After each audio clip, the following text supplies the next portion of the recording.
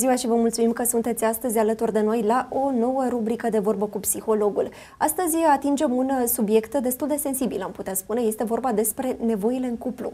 O avem alături de noi pe Anca Hera, psihologă clinician și psihoterapeut, care, bineînțeles, că a avut de-a face de-a lungul timpului cu multe cupluri și cu multe probleme de acest gen. Bună ziua și vă mulțumim pentru prezență! Bună ziua și mulțumesc pentru invitație! Nevoile în cuplu, o chestiune destul de complexă, să spunem așa. Cum putem să identificăm astfel de nevoi și ce sunt ele? Sunt nevoi umane, sunt nevoi de bază. Noi suntem ființe care avem nevoie de relații și avem nevoie de relația de cuplu pentru a funcționa bine. Și nevoile acestea uneori nu sunt conștientizate. De multe ori certurile apar pentru că aceste nevoi nu sunt împlinite. De ce nu sunt împlinite? Pentru că nu sunt conștientizate la timp și nu sunt cerute partenerului. Nu se comunică suficient de clar în legătură cu nevoia reală, ci se merg pe lucruri exterioare și panta e greșită, adică drumul e drum închis, pentru că de fapt nu acolo este problema. Și în terapia de cuplu, noi asta facem, mergem pe zona aceasta de nevoi reale, nu ne axăm pe conținut, nu ne axăm pe problema cu care acest cuplu va veni în terapie, ci vom merge pe ceea ce este de desubt, aceste nevoi, despre care astăzi poate avem ocazia să vorbim. Și cum pot cuplurile să comunice mai eficient pentru a-și da seama care sunt nevoile lor, de fapt? Ar putea, printr-o cunoaștere de sine, să ajungă la această înțelepciune, să recunoască în ei nevoia de bază, care poate este deficitară în momentul respectiv în relație, și să încerce să expună celuilalt fără a-l judeca și fără ca celălalt să se simtă vizat și ca și cum este pus la perete și ca și cum nu-și face treaba bine. Da? Deci zona asta de a-i spune celuilalt nevoia mea fără a-l transforma pe celălalt în adversar. Din experiența dumneavoastră, care sunt cele mai comune nevoi de regulă? O primă nevoie pentru ca un cuplu să funcționeze bine este cea de afecțiune. Adică să existe sentimentul ăsta de iubire, de prietenie, sentimentul că celuilalt îi pasă de tine și că ție îți pasă de celălalt. E de bază această nevoie de afecțiune.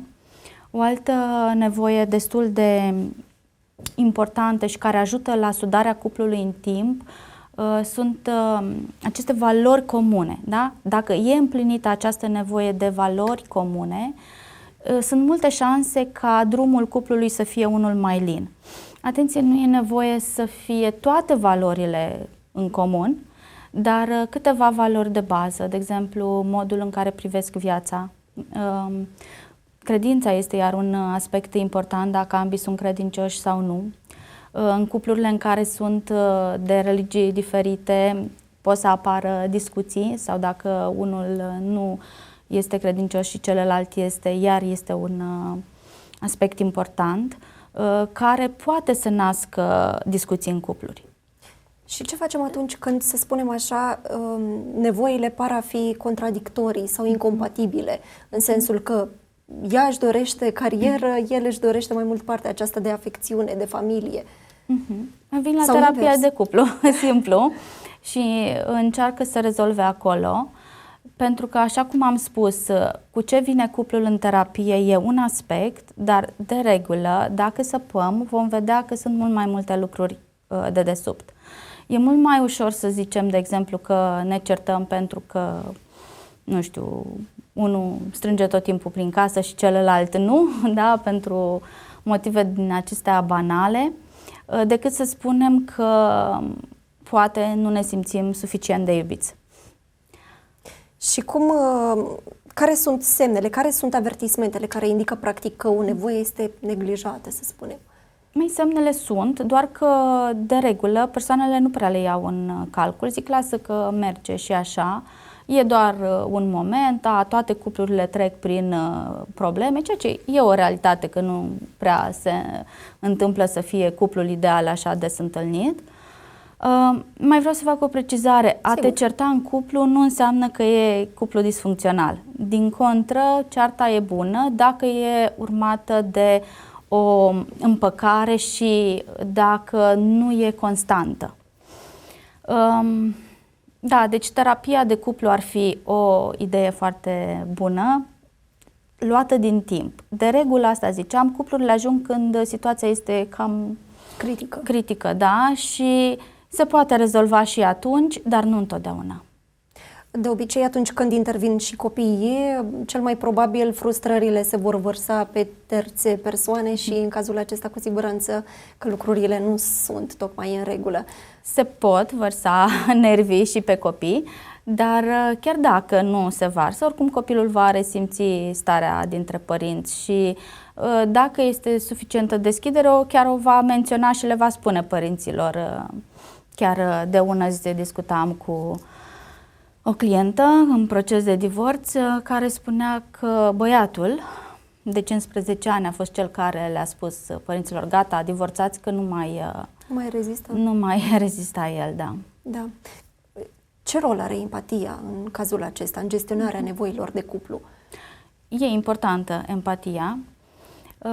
E importantă doar că nevoile în cuplu sunt atât de profunde și dacă e un cuplu de lungă durată și dacă foarte multe lucruri au mers așa la limită sau chiar prost, nu mai au forța să empatizeze cu celălalt. Fiecare este pe nevoia lui, da, care nu este împlinită, pe durerea lui, cumva focusat pe această durere și nu mai are loc să audă și durerea celuilalt.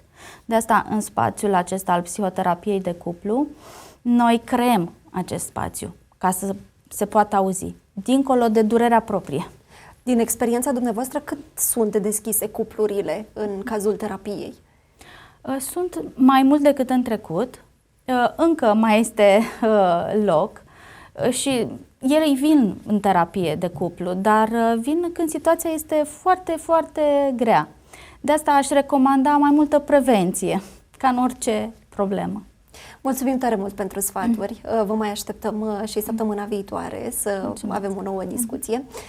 Vă mulțumim că ați fost alături de noi și de această dată. Noi vă dorim vizionare plăcută în continuare și, bineînțeles, rămâneți alături de programele Bucovina TV.